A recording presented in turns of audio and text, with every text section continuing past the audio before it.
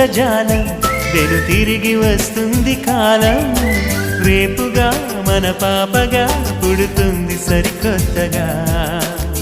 నీవు నాకు తోడుగా